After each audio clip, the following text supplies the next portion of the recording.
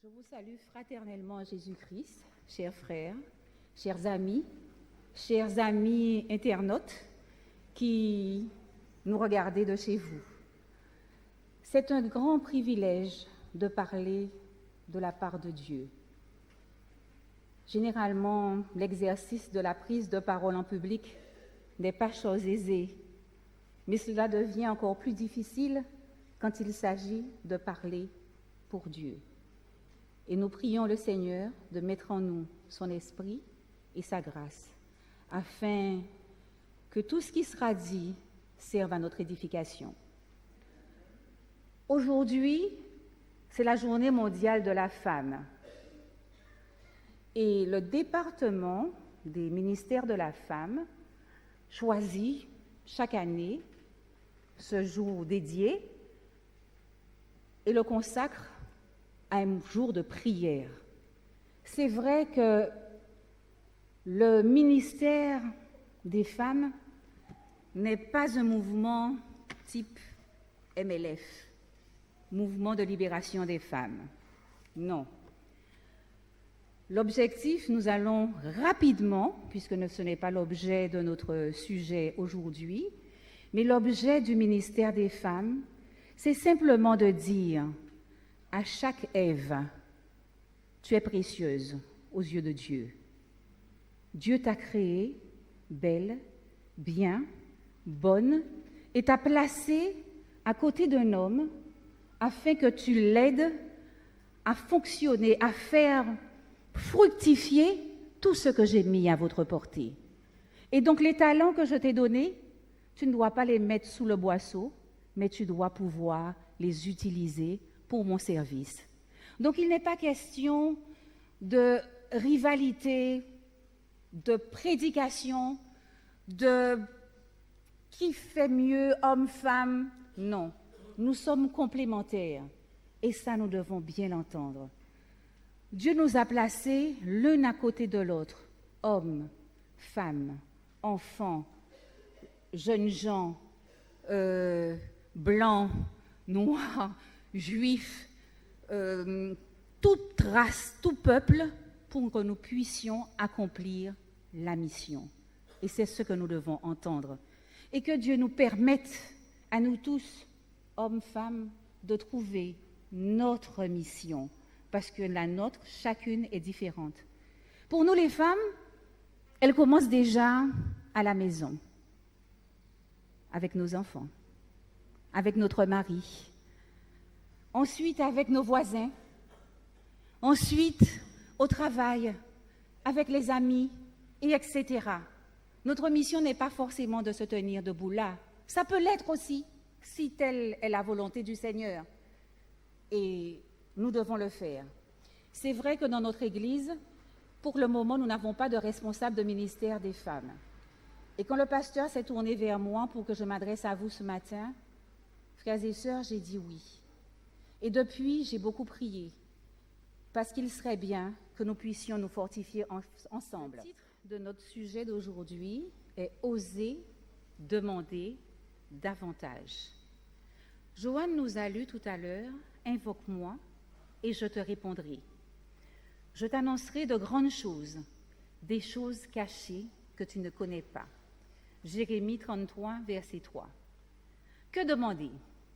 Que faut-il donc oser demander et demander davantage? Vous savez, samedi dernier, j'ai suivi le culte.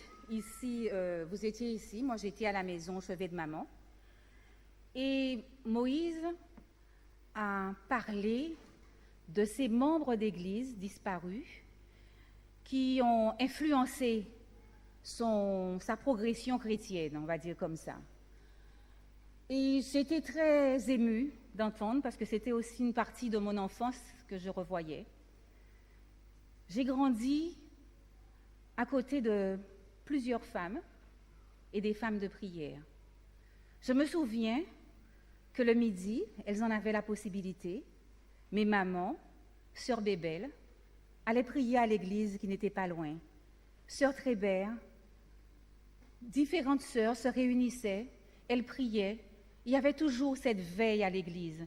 Et elles osaient demander à Dieu, chaque fois qu'elles avaient quelque chose à faire, pour le service de Dieu, pour leur vie quotidienne, pour leurs enfants, pour leurs frères et sœurs, elles osaient s'adresser à Dieu. Oser demander et demander davantage. Je vais vous raconter donc l'histoire d'un homme qui alla vers son pasteur et lui dit « Mais comment puis-je ressentir les effets du réveil spirituel ?» Je demande le réveil spirituel, mais je n'ai pas encore vu venir ce réveil, je ne sens pas d'effet. Et donc, le pasteur lui dit que pour comprendre vraiment et ressentir les effets du réveil, il fallait qu'il le baptise à nouveau. Donc, l'homme ne comprend pas très bien, ça semble étrange, mais il accepte. Ils vont donc à la rivière, le pasteur entre dans l'eau avec cet homme-là, il lui bouche le nez et il le plonge dans l'eau. Mais quand on baptise quelqu'un, on plonge et qu'est-ce qu'on fait après? On le relève. Alors que là, le pasteur maintient fermement le mouchoir sur son nez et le maintient sous l'eau. Donc il ne comprend pas, il commence à se dire mais qu'est-ce qu'il y a? Donc il s'agite légèrement. Et puis il s'agite mais non, le pasteur ne le relève pas. Alors, il a commencé à prendre peur, à paniquer, et il s'agite encore plus violemment. Et quand il s'agite vraiment, le pasteur le relève à ce moment-là. Et le pasteur de lui dire, lorsque votre désir de réveil sera aussi fort que le désir du souffle d'air, alors le Seigneur enverra le réveil que vous attendez. Et là, on n'aura pas besoin de vous parler des effets que cela fera sur vous. Cherchez-vous vraiment de plus riches bénédictions spirituelles? Ressentez-vous vraiment le besoin de Dieu, de voir Dieu apporter des réponses à vos prières? Généralement, l'être humain met beaucoup de zèle à rechercher les honneurs, le succès. Et les athlètes sont applaudis pour leur endurance. En ce moment, non loin de chez nous, nous avons une manifestation extraordinaire et nous voyons comment tous les yeux sont rivés sur cette première étape du tournoi de Roland Garros, de la Coupe Davis. Donc, il y a de l'effervescence. Moi, j'ai entendu hier soir les journalistes dire comment la Guadeloupe avait assuré, comment on avait mis de l'ambiance, comment les athlètes étaient dans leurs affaires. Donc, là, c'est vrai qu'en tant qu'être humain, nous avons cette soif, cette envie. Mais nous, chrétiens, qu'en est-il de notre quête de la perle de grand prix?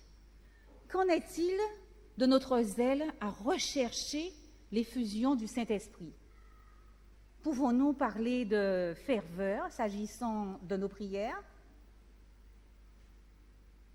Beaucoup de chrétiens de profession n'ont aucune idée de la vigueur spirituelle qu'ils pourraient avoir s'ils avaient autant d'ambition, de zèle et de persévérance pour acquérir la connaissance des choses de Dieu qu'ils en ont pour s'intéresser aux mesquineries de cette vie périssable. Beaucoup se contentent d'être des nains spirituels. Beaucoup seront perdus alors qu'ils espèrent et désirent être chrétiens. Leurs efforts ne sont pas sérieux et alors ils seront pesés dans la balance et trouvés trop légers. Nous lisons cela dans Conseil à l'Église, page 149. Dieu nous appelle à devenir des géants spirituels. Notre monde est perdu et tourmenté. Et regardez ce qui se passe dans notre petite Guadeloupe. Rien que hier aux informations, on entend des choses terribles que l'on n'aurait pas imaginées. Fusillade, 7 personnes touchées, 4 pronostics vitaux atteints, sans compter les suicides, on n'en parle pas, mais dans les statistiques, il y a au moins une tentative de suicide par jour, ici même en Guadeloupe. Nous devons être des intercesseurs. Notre monde a besoin de personnes, de femmes, d'hommes qui prient pour dire au monde que Dieu est bon et que tout cela cessera un jour. Et pour cela, nous devons être des géants spirituels.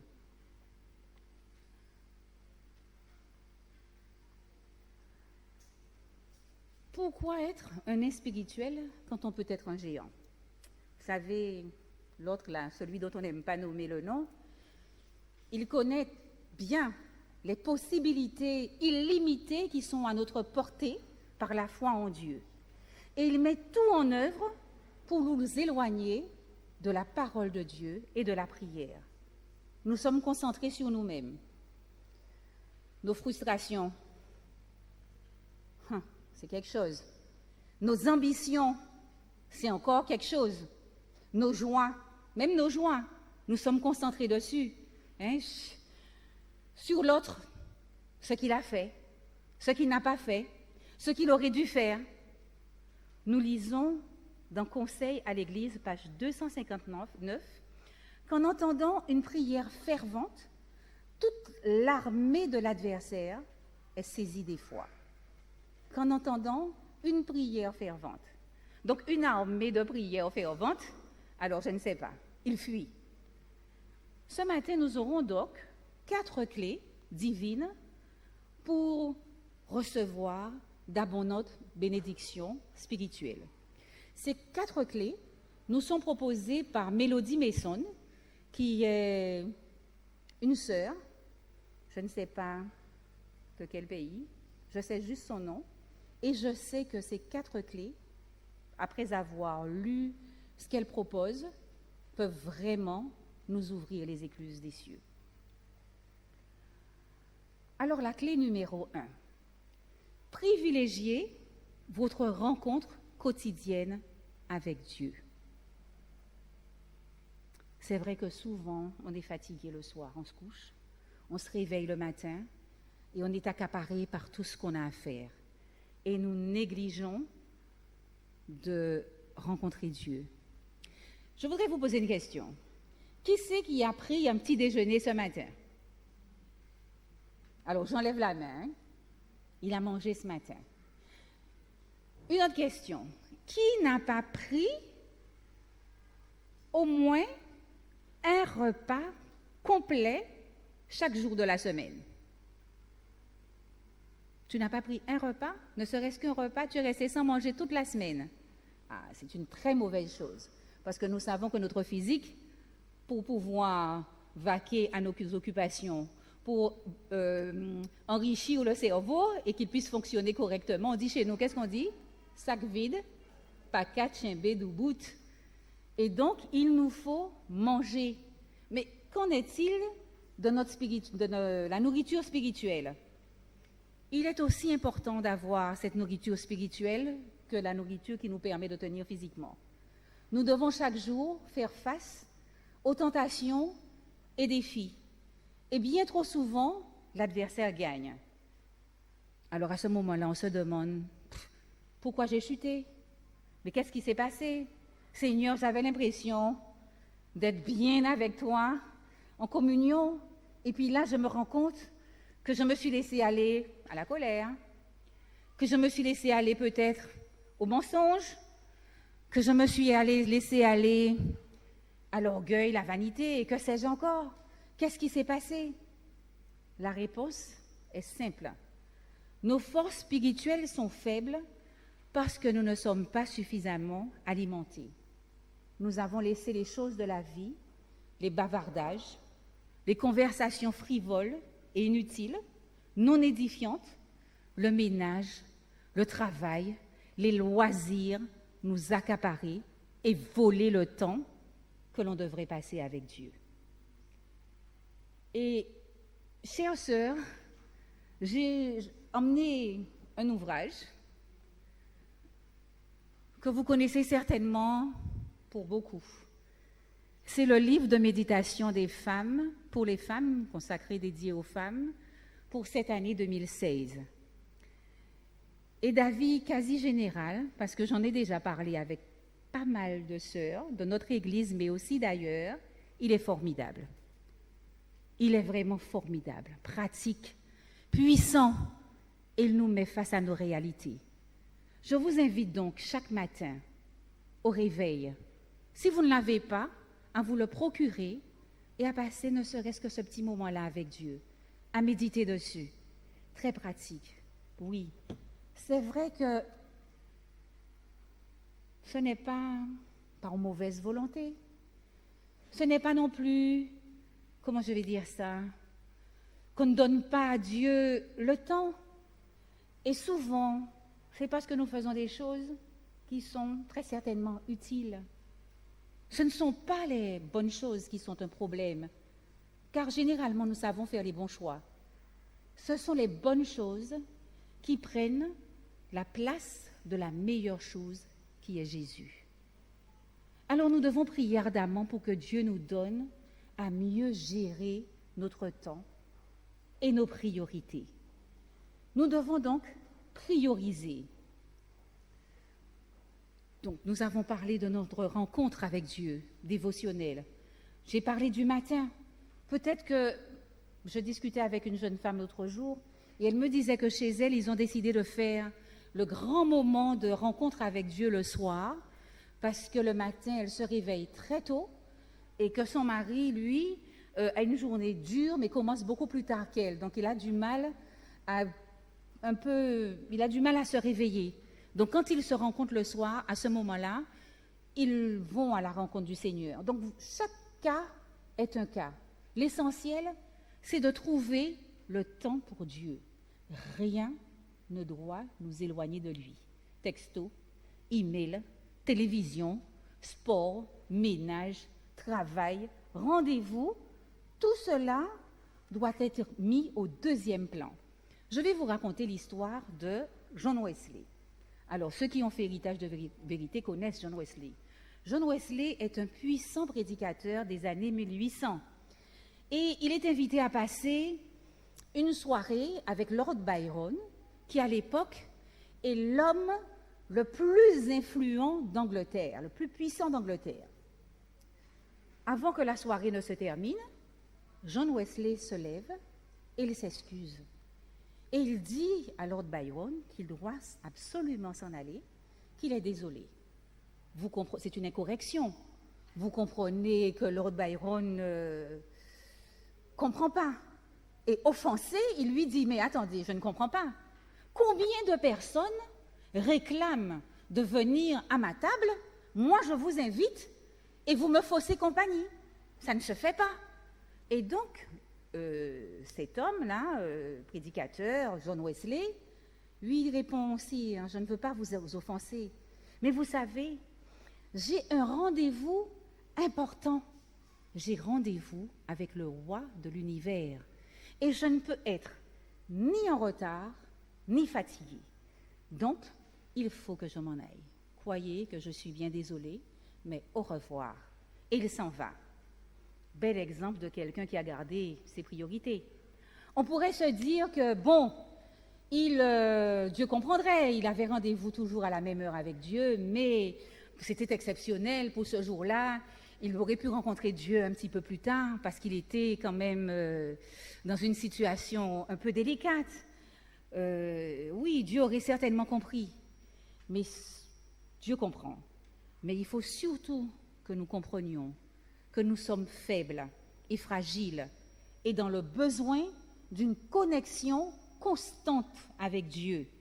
Une connexion qui doit être plus forte que n'importe quelle attache terrestre, plus forte que n'importe quel honneur terrestre.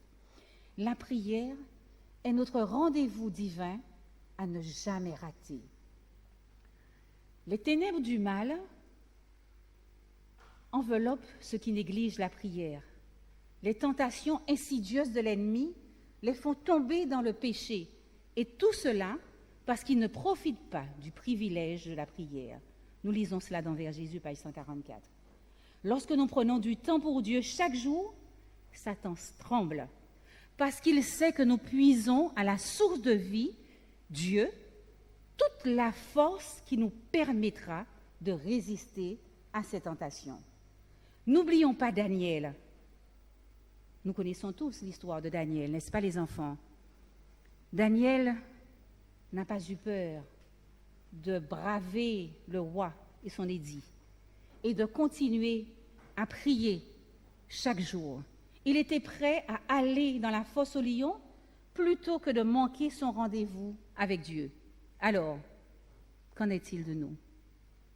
Sommes-nous prêts à rechercher cette puissance en bravant tout et en consacrant à Dieu un moment de notre journée pour prier? Nous allons donc maintenant examiner la clé numéro 2. Se défaire des formes extérieures, des masques et des brèches. Waouh! Alors j'aime beaucoup les histoires, hein? Vous l'avez compris? Et l'inspiration du sermon, Mélodie Mason, aime aussi beaucoup les histoires. On dit qu'une image vaut 400 mots, mais les histoires s'imprègnent et ça reste. Et c'est certainement plus intéressant à écouter. Donc, je vais vous raconter une histoire qui se passe aussi en Afrique au milieu du 19e siècle. Et donc, des explorateurs chargés de mission étaient partis pour tracer des cartes topographiques d'un territoire bien précis. Donc, ils sont arrivés, ils ont monté leur campement, et chaque jour, ils devaient, avec leur maître, leur plan, leurs lunettes, enfin moi je ne sais pas trop comment s'appelle le matériel, enfin ils partaient avec leur matériel pour tracer, faire le boulot pour lequel ils étaient payés. Et le soir, quand ils revenaient, qu'est-ce qu'ils faisaient? Ils faisaient un feu pour préparer leur nourriture et pour chasser les animaux sauvages. Et le lendemain matin, rebelote, ça repartait de plus belle. Et puis, un beau jour, ils arrivent au camp, après le soir, et qu'est-ce qu'ils voient? Des tas de petits bouts de bois en forme de tipi. Alors, ils sont intrigués. Ils se disent, mais qu'est-ce que c'est que ça? En principe, dans cette contrée, il n'y a pas d'habitants. C'est quoi ces tipis? Comme si on allait faire des feux, mais il n'y a pas de feu. Et donc, harassés, ils préparent leur nourriture et ils vont se coucher. Le lendemain, quand ils reviennent, il y a encore plus de tipis. Alors ils disent non, là il y a quelque chose de bizarre. Et à ce moment, ils entendent un bruissement dans les feuillages. Et qu'est-ce qu'ils voient? Des singes qui sont là en train de piailler. Et donc, ils ont compris que les singes les avaient observés depuis plusieurs jours et donc les avaient imités, tout simplement. N'avons-nous pas, quelquefois, un petit peu comme ces singes, une apparence spirituelle? Les singes ont fait des tipis, ils se sont appliqués, ils ont mis toute leur énergie pour préparer le feu, mais il y avait un élément manquant, et pas le moindre. Lequel? Le feu. Ils ne pouvaient pas faire de feu, ils n'avaient pas le feu. Alors, ne manquons-nous pas trop souvent du feu de l'Esprit Saint? C'est une question personnelle. Posons-nous des questions. Ne faisons-nous pas quelquefois les choses comme cela? Sont-elles vraiment dirigées par l'Esprit? Avons-nous demandé à l'Esprit Saint de nous accompagner et de faire son œuvre en nous? Une autre question. Alors, je vais vous la poser. Avant de vous la poser, je vais vous lire une déclaration choquante, très choquante. Même pas 1 sur 20 dont les noms sont inscrits dans les registres des églises n'est prêt pour le retour de Christ. En fait, si ces personnes venaient à mourir, plusieurs se trouveraient dans la même situation que simples pécheurs, c'est-à-dire sans espérance et sans Dieu. Cette citation date des années 1800. Qu'en est-il aujourd'hui? Posons-nous la question pour nous. Qu'en est-il aujourd'hui pour nous? J'espère que ce n'est pas notre cas. Et ma question maintenant, quelle est la religion la plus populaire à la fin des temps? Alors, question à 1000 francs. Quelle est la religion la plus populaire à la fin des temps? Plus fort? Vous avez peur de vous tromper? L'islam? Oui, ça nous fait passer du temps peut-être à réfléchir à des choses qui ne sont pas nécessaires, peut-être. Ben, je vais vous donner la réponse. C'est la religion de la forme extérieure. Sache que dans les derniers jours, il y aura des temps difficiles, car les hommes seront égoïstes, amis de l'argent, fanfarons, hautains, blasphémateurs, rebelles à leurs parents, ingrats, irréligieux, ayant l'apparence de la piété, mais reniant ce qui fait la force. 2 Timothée 3, 1 à 5. Ayant l'apparence de la piété, mais reniant ce qui en fait la force. Beaucoup de chrétiens se contentent d'avoir l'apparence de la piété. Ils se contentent d'avoir le front lisse, mais ils se contentent de nourrir dans le cœur de mauvais sentiments, de simuler, de prétendre à être ce que l'on n'est pas. Que nous ne soyons pas de ceux-là, Seigneur. Que nous soyons vraiment des chrétiens qui recherchons par la prière ta grâce et ta force. Karl Bates, ancien président baptiste de la Convention du Sud, fit cette déclaration si attristante qui pourrait concerner, moi je vais dire les autres, pas nous, on va dire les autres. Si Dieu devait retirer le Saint-Esprit de notre communauté aujourd'hui, près de 95% de nos activités continueraient et nous ne remarquerions même pas la différence. Pourtant, si Dieu avait retiré le Saint-Esprit de la première communauté chrétienne, près de 95% de leur activité aurait cessé immédiatement.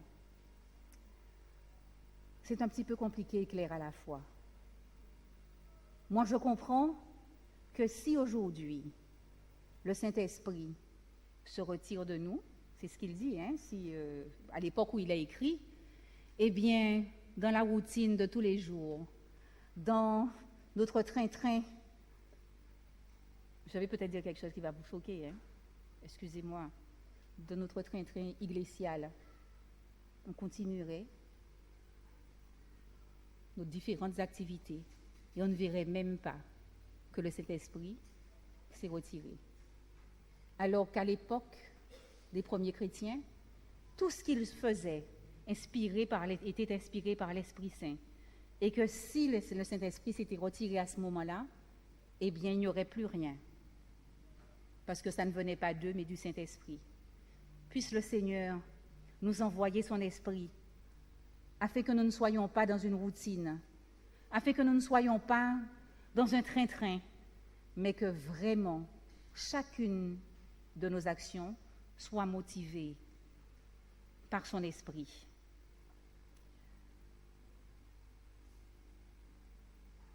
Alors, que voit Dieu? Le plus important, donc nous avons parlé de masques, de brèches, de faux-semblants. Que voit Dieu? Le plus important, c'est ce que Dieu voit. Ce n'est pas ce que les autres voient. Dieu se soucie de notre cœur. Que se passe-t-il dans notre esprit? Qu'aimons-nous lorsque personne ne nous regarde?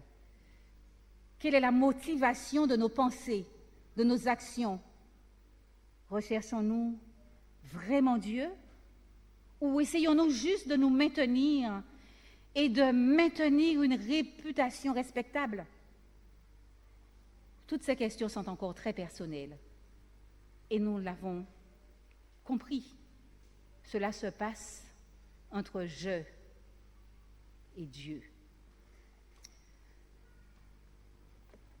Il ne doit exister aucune simulation dans la vie de ceux qui ont un message aussi sacré et solennel que celui que nous sommes appelés à propager. Le monde observe les adventistes du 7e jour. Le savez-vous? Oui, vous le savez. Car il connaît certains aspects de leur profession de foi et de leur valeur.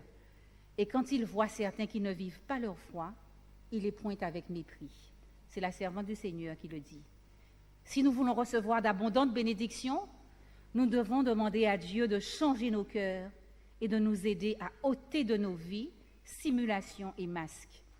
Nous devons lui demander de réparer les brèches spirituelles qui sont dans nos vies, car c'est à cause de ces brèches que notre vie est faite de simulation et de masques. Qu'est-ce qu'une brèche? Vous avez la réponse déjà. Une brèche, c'est un trou dans un mur. Et qu'est-ce que ce trou permet dans nos vies? Eh bien, ce trou permet à l'ennemi de s'introduire. Satan essaye de toutes les manières de nous détruire. Et dans nos vies, il s'infiltre à travers nos pensées et nos paroles négatives. Il s'infiltre par nos habitudes, nos dépendances édictées par la vie moderne.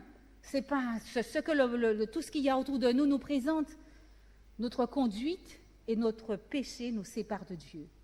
Alors, comment faire pour faire trembler Satan?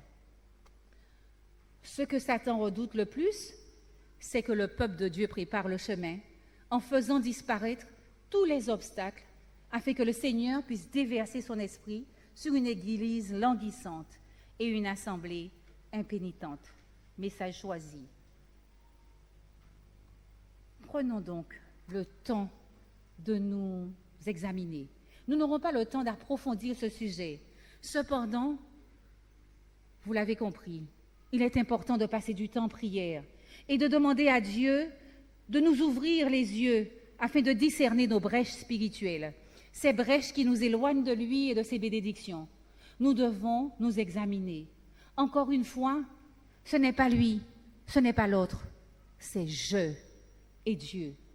Nous avons tendance à souvent nous excuser, à excuser nos faiblesses en incriminant les autres.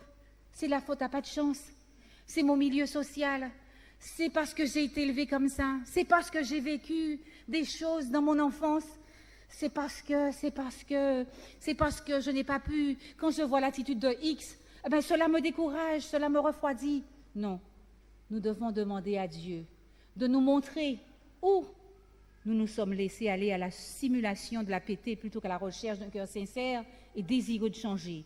Demandons-lui ce qui nous empêche, ce qui m'empêche de cheminer plus sérieusement avec lui. Dieu n'attend que de nous libérer des liens du péché, mais il ne le fera que si nous le lui demandons. Nous allons donc examiner la clé numéro 3, et qui est demander sans cesse. Et nous allons revenir cette fois à une histoire de la Bible. Cette jeune femme cananéenne qui avait sa fille malade et qui avait vraiment besoin de guérison. Et elle va voir Jésus. Et elle demande à Jésus de lui guérir sa fille. Et qu'est-ce qui se passe?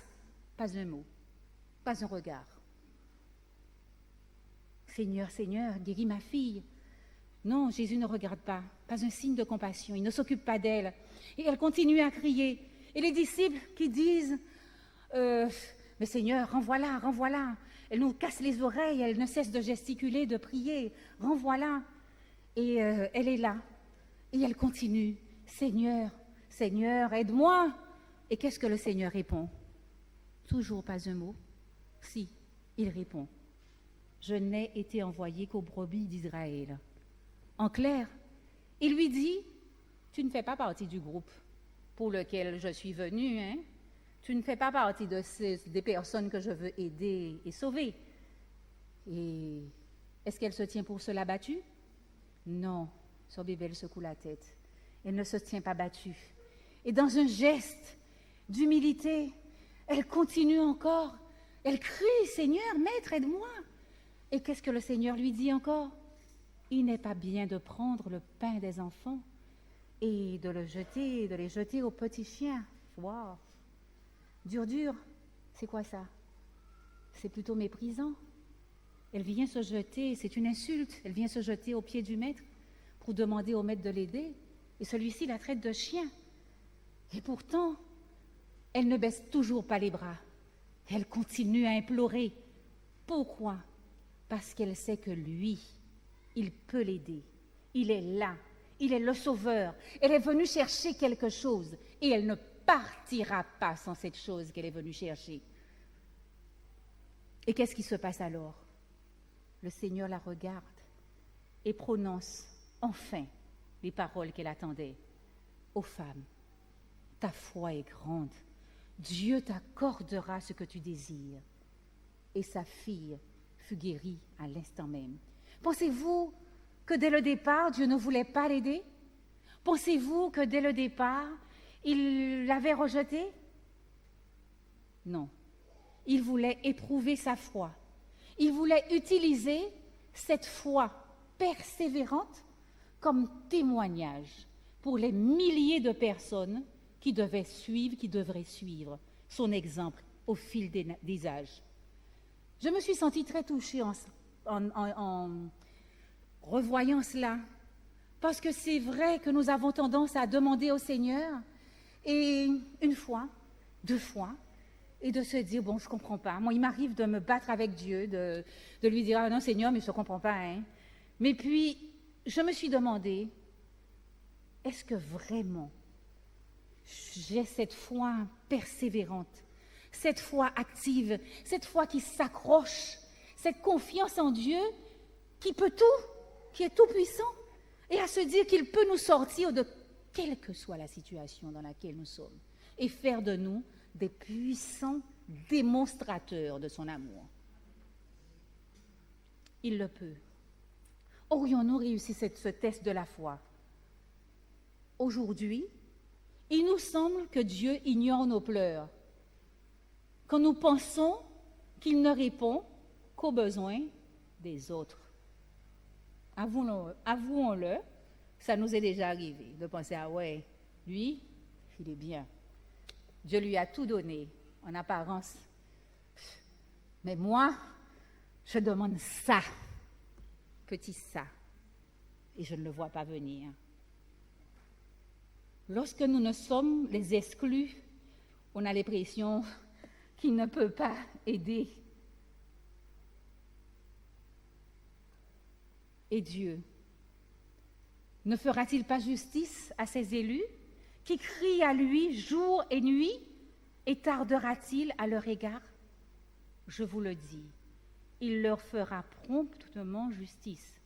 Mais quand le Fils de l'homme viendra, trouvera-t-il de la foi sur la terre? Oui, même quand les réponses et les bénédictions que nous espérons n'arrivent pas, nous devons continuer à demander. Nous ne pouvons pas abandonner. Nous ne devons pas abandonner. Nous allons donc passer maintenant à la clé numéro 4. Se reposer sur la foi en Dieu et non sur les sentiments. Nous découvrons rapidement, en lisant la Bible, que avoir la foi, ce n'est pas une option. Ce n'est pas aléatoire, ce n'est pas une chose que l'on peut laisser de côté dans le cheminement du chrétien. Et nous n'allons pas lire les 2 versets, vous allez les noter. Donc, Gwenel nous a mis « Ainsi vient la foi, vient de ce qu'on entend, et ce qu'on entend vient de la parole du Christ ». Mais je vous invite à aller dans vos Bibles à la maison et à lire Hébreux 11, verset 6 et Apocalypse 21, verset 8. Si nous sommes sujets au doute, comment développer notre foi? Et nous avons ce texte que Gwenaël vient de mettre. La foi vient de ce qu'on entend, et ce qu'on entend vient de la parole de Dieu. Alors, la bataille entre faits contre sentiments. Nous trouvons dans la parole de Dieu des faits basés sur des réalités et des promesses invisibles. Les faits sont certains. Ils reflètent le caractère immuable de Dieu. Tout ce que la Bible dit est vrai. Si vous êtes assis là ce matin, je ne vais pas vous poser la question, c'est que vous le croyez. Dieu ne changera pas. Nous le lisons dans Jacques 1, verset 17. Il est le même hier, aujourd'hui et éternellement. Nous le lisons dans Hébreux 13, le verset 8. Et il est prêt à nous donner de bonnes choses. Quand nous basons notre foi sur des faits, nous avons une fondation inébranlable. Les sentiments, eux, ne sont pas fiables. Ils sont basés sur notre expérience personnelle, nos émotions changeantes, nos inquiétudes, notre léthargie spirituelle et nos prières non exaucées. Au lieu de consulter la parole de Dieu pour prendre des décisions, les sentiments s'appuient sur eux-mêmes, sur la sagesse du monde, sur les amis sceptiques et sur les expériences négatives du passé. Lorsque nous basons notre foi sur nos sentiments changeants, cela revient à construire notre maison sur le sable. La moindre tempête la démolira. Le type de foi dont nous avons besoin aujourd'hui ne peut être basé que sur la parole de Dieu seule. D'où la nécessité de passer du temps dans les Écritures et de parler de notre foi. C'est le meilleur moyen de la développer. Parlez et agissez comme si votre foi était invincible. Le Seigneur est omnipotent. Il possède le monde. Regardez vers le ciel avec les yeux de la foi. Je vais vous raconter rapidement l'histoire d'un miracle qui s'est passé au Vietnam. Et dans une maison de quartier, eh bien, le pasteur a décidé de mettre son groupe en prière pour les villages, les communautés, les contrées du Vietnam qui ne connaissaient pas encore Jésus. Et dans leur communauté, ils ont choisi un village qui était situé à environ 240 km de leur église de quartier. Nous appelons ça ici notre groupe, comment nous appelons ça ici, rappelle-moi, les groupes de maisons, les groupes de maisons. Donc, eux, les maisons, ils appelaient ça église de maison, église de quartier. Et donc, ils choisissent de prier pour un village particulièrement, parce que dans leur église, il y avait un couple qui avait ses parents dans ce village qui ne connaissaient pas Dieu. Et quelque temps après, ce couple s'appelait les Wynne. Les Wynne ont une tante qui s'appelle Yen, et Yen tombe malade. Elle a un cancer de l'estomac. Et elle appelle son neveu pour lui dire qu'elle doit venir en ville pour recevoir des soins. Quand elle arrive en ville, donc son neveu qui fréquente régulièrement l'église de quartier, l'emmène avec elle, elle écoute la parole, elle entend, elle apprend à apprécier Dieu. Mais son état est déjà critique et elle ne peut recevoir aucun soin. Donc elle repart chez elle, dans son village, mais avec sa Bible et avec la foi en Dieu. Et un jour, sa voisine, sa belle-sœur, appelle le pasteur et ils disent que ce sont les derniers restants de Yen, qu'elle va partir, que ça fait plusieurs jours, plusieurs semaines qu'elle n'a pas mangé, et elle va partir. Et le pasteur demande à cette belle-sœur de prendre sa Bible, donc il lui dit, écoute, tu vas dans les effets personnels de Yen, tu vas trouver un livre marqué « La Bible ».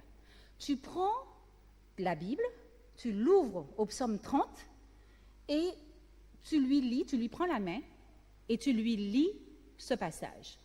Et dans les versets, tu inclus son nom. Et il insiste, il dit, nous n'avons pas cessé de prier pour Yen. Nous croyons que Dieu peut l'aider. Et elle le croyait aussi. Donc fais ce que je te demande. Et il raccroche. Pas du tout persuadé que cette dame fera ce qu'il demande. Et quelques jours après, ils se rendent dans ce village avec leur Bible, leur chanton, etc., pour avoir une action évangélique.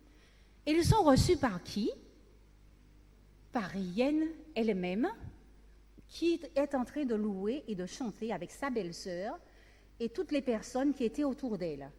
Et il raconte au pasteur que, effectivement, la belle-sœur n'avait pas obtempéré, enfin n'avait pas suivi les conseils qu'il lui avait dit d'aller chercher la Bible. Et quelques instants après l'appel téléphonique, Yen est morte. Et c'est à ce moment-là qu'elle se souvient de la Bible et de tout ce qu'il fallait faire. Alors elle se dit, si le pasteur a dit ça, Dieu peut encore faire quelque chose, peut-être. et elle va chercher la Bible et elle applique à la lettre les instructions du pasteur. Et au fur et à mesure qu'elle lisait la Bible, elle dit, j'ai senti la main de Yen bouger, et puis après, je vois qu'elle pousse le drap, elle s'assoit et elle demande à manger. Yen était ressuscité. Yen était ressuscité. Et donc, ils sont là à louer. Comment ce miracle aurait-il pu se réaliser si les membres de cette petite église de quartier n'avaient pas eu de foi, une foi causée par une situation qui semblait sans espoir? C'est sûr, ce n'est pas toujours la volonté de ressusciter les morts, hein? Mais que se passerait-il si nous suivions l'exemple des frères vietnamiens et si nous prions avec foi pour toucher nos communautés et nos sphères d'influence? Que se passerait-il dans nos vies si nous avions réellement la foi en la parole de Dieu plutôt qu'en nos sentiments? Il n'y a aucun danger. Le Seigneur ne négligera pas les prières de son peuple. Le danger vient des tentations qui décourageront les croyants et affaibliront leur persévérance dans la prière. La foi prend Dieu au mot, avec et ou sans les sentiments. Elle est l'assurance des choses que l'on espère, la démonstration de celles qu'on ne voit pas. Si nous pouvons croire en l'humanité, ne pouvons-nous croire en la parole de Dieu? Lorsque nous allons vers lui en quête de grâce ou de sagesse, nous ne devons pas rechercher en nous un sentiment spécial afin d'être assurés qu'il accomplit sa parole. Les sentiments ne sont pas un critère. Lorsque des chrétiens se sont reposés sur leurs sentiments, il s'en est suivi de graves conséquences. Comment puis-je savoir que Dieu entend mes prières? Je le sais à cause de sa promesse. Il dit qu'il entendra les pleurs des faibles, et je crois en sa parole. Il n'a jamais dit à la postérité de Jacob, « Cherchez-moi vainement ». Si nous marchons dans la lumière, nous pouvons nous approcher du trône de grâce avec une sainte audace. Nous pouvons faire nôtres les promesses de Dieu par une foi vivante et présenter nos requêtes, bien que faibles et pécheurs et indignes, l'Esprit de Dieu nous aide dans nos infirmités. Lorsque nous avons présenté notre requête une première fois, nous ne devons pas abandonner, mais dire comme Jacob, lorsqu'il lutta toute la nuit avec l'ange, « Je ne te laisserai point aller, que tu ne m'aies béni. » Et comme lui, nous aurons la victoire. L'ennemi empêche beaucoup d'entre nous de prier en disant que vous n'en ressentez pas le besoin, que vous feriez mieux d'attendre l'esprit de l'intercession afin que vous ne vous moquiez pas de Dieu par vos prières. Mais vous devez dire à Satan, il est écrit qu'il faut toujours prier et ne point se relâcher. Nous devons prier jusqu'à ce que nous ressentions le poids de nos besoins au plus profond de notre âme. Et si nous persévérons, cela se réalisera. Rappelez-vous, nous ne ressentons pas toujours le besoin de prier, mais c'est à ce moment qu'il devient urgent de le faire, car là, nous sommes vraiment en danger. Demandons au Seigneur d'être notre ancre, notre voile. Je voulais vous faire chanter cette chanson, mais vu l'heure avancée, nous n'allons pas le faire. Mais en notre fort intérieur, demandons vraiment à Dieu que nous puissions nous ancrer en lui et qu'il puisse nous diriger. Alexandre le Grand était un puissant conquérant. Il conquit le monde à son époque. Et on raconte que lorsqu'il atteignit l'Asie et qu'il réalisa qu'il n'avait plus rien à conquérir, il se mit à pleurer. Il avait aussi la réputation d'être un dirigeant compatissant. Et il avait instauré une journée spéciale, la journée de la compassion. Chaque année, des sujets choisis avaient la possibilité de lui demander tout ce qu'ils voulaient. Et il accédait à leurs requêtes. Et un jour, quelqu'un osa demander ce que les autres n'avaient jamais osé. Quand sur le porte-parole du roi est arrivé, cet homme-là dit « Eh bien moi, je veux... » Devinez quoi? Presque. J'ai entendu un royaume, mais ce n'était pas un royaume. Un palais. Je veux un palais. Et donc le porte-parole du roi est un peu décontenancé. Il dit, mais ça ne va pas, qu'est-ce que vous demandez là? Mais vous demandez n'importe quoi. Tous les gens demandent de l'argent pour acheter des médicaments, des vêtements, de la nourriture, peut-être une maison. Vous demandez un palais, mais c'est vraiment du n'importe quoi là. Non, vous rêvez. Et cet homme d'insister, je veux un palais. Je veux qu'il y ait une grande salle de réception, parce que j'ai beaucoup d'amis. Donc je veux qu'on fasse une fête, qu'on y fasse une fête. Je veux qu'un repas soit préparé. Je veux que ce palais soit meublé. Et je veux, et il continue. Et le roi voit son porte-parole, donc Alexandre voit son porte-parole en train de discuter avec cet homme, et vraiment, le porte-parole est agacé, et lui dit, donc là, non, c'est trop, vous exagérez, vous n'aurez rien de tout cela. Et Alexandre arrive et dit, mais que veut cet homme? Alors le porte-parole, tout tremblant, lui dit, sire, je suis désolé, hein. J'ai déjà essayé de lui expliquer que ce qu'il demande est impensable, cet homme est devenu fou, il demande un palais. Et puis, en plus du palais, il cite tout ce que je viens de vous dire. On va abréger. Et donc, Alexandre le rend de regarder. Silence. Que se passe-t-il? Il se retourne vers cet homme et lui dit, requête accordée. Le porte-parole ne comprend rien. Et lui dit, mais quelle impertinence! Mais Seigneur, je ne comprends pas. Cet homme-là, il ose demander un palais, il ose demander tout cela et vous accédez à une requête aussi irrévérencieuse. Et Alexandre de lui expliquer, cet homme-là, vous savez, tous les gens, il me demande des choses que n'importe qui, possédant quelques biens, pourrait leur donner. Mais moi, il a vraiment compris que je suis le roi et que je peux lui donner quelque chose d'exceptionnel. Il a osé. Et j'accède, j'accorde tout ce qu'il a demandé. Imaginons, Dieu, le roi de l'univers, lorsque nous venons à lui, le priant de nous donner un peu d'argent pour finir notre mois, pour payer nos factures, de pourvoir en quelque sorte aux petits détails de notre quotidien, et que nous n'osons pas demander davantage. Bien sûr, Dieu se préoccupe de notre quotidien, de tous les détails qui affectent notre vie personnelle et de notre ministère. Si Dieu prend soin du petit oiseau qui tombe, il prend soin de nous. À plus forte raison, il va se soucier de nos besoins.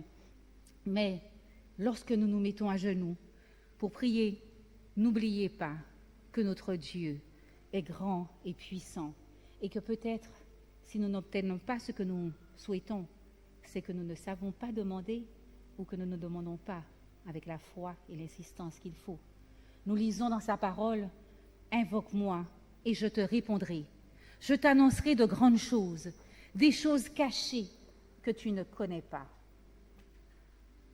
Éphésiens nous dit, l'apôtre Paul dans Éphésiens nous dit aussi, « Or, à celui qui peut le faire par la puissance qui agit en nous, infiniment au-delà de tout ce que nous demandons ou pensons. » Si Dieu est donc capable de faire infiniment au-delà de tout ce que nous demandons ou pensons, pourquoi nous tentons-nous bien souvent de bénédictions spirituelles superficielles? Pourquoi donc nous limiter dans nos demandes? Dieu a tellement à nous offrir. Dans Conquérant Pacifique, Ellen White écrit « Il se contente de peu, alors qu'il pourrait demander beaucoup, car les promesses de Dieu sont illimitées. » Osons donc demander davantage. C'est une question vitale. Tout comme cet homme, rappelez-vous, qui cherchait désespérément le souffle d'air sous l'eau, eh bien, Dieu promet de nous donner son esprit et de nous donner tout ce dont nous avons besoin. Demandons-lui. Donc, nos 4 clés, nous allons les réviser. Si nous prions, elles sont là, affichées, je ne vais pas les lire. Si nous prions véritablement, nous ferons trembler l'esprit de nos âmes.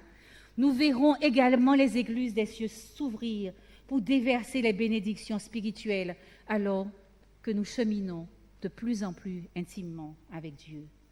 Osons donc accorder à Dieu la priorité. Osons donc accorder la priorité à nos rencontres spirituelles avec Dieu, nos rencontres quotidiennes. Osons par sa grâce nous défaire de nos masques. Osons demander sans nous lasser et reposons-nous sur sa parole plutôt que sur nos sentiments. Cet après-midi, rejoignez-nous. Nous aurons 1 heure de prière. Nous n'aurons pas beaucoup de paroles. Nous allons chanter, nous allons prier.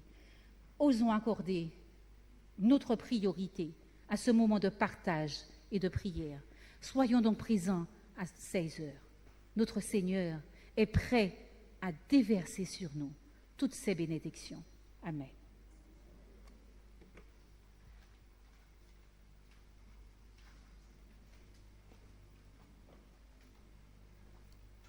Nous allons nous mettre debout et entonner le 366. Veille au matin, quand un ciel sans nuages semble annoncer un jour calme et serein.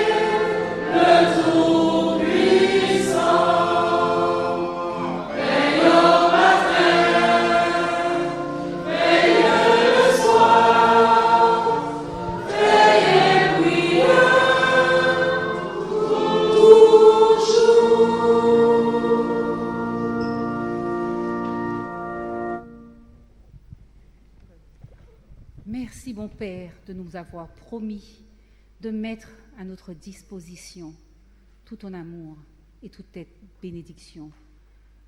Permets, Seigneur, qu'en quittant cette assemblée, nous ayons pris en notre cœur la décision d'oser te demander ta force, ta grâce et ta puissance, afin que chaque jour nous puissions cheminer avec toi et être des intercesseurs, des réparateurs de brèches, afin de te recevoir quand tu reviendras dans ta gloire. Conduis-nous chez nous et que ta grâce et ta paix nous accompagnent. Amen.